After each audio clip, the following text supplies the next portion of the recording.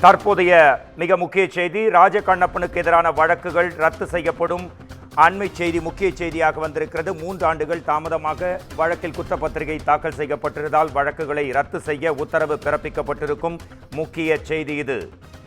அமைச்சர் ராஜகண்ணப்பனுக்கு எதிரான தேர்தல் விதிமீறல் வழக்குகளை ரத்து செய்து சென்னை உயர்நீதிமன்றம் உத்தரவு பிறப்பித்திருக்கிறது. 2021 தேர்தல் பிரச்சாரத்தின் போது தேர்தல் விதிமுறைகளை மீறி கொடிக்கம்பங்கள் நட்டு தோரணங்கள் கட்டி இது தொடர்பாக 3 ஆண்டுகள் தாமதமாக வழக்கில் குற்றப்பத்திரிகை தாக்கல் செய்யப்பட்டிருப்பதால் வழக்குகளை ரத்து செய்ய உத்தரவு பிறப்பிக்கப்பட்டிருக்கிறது.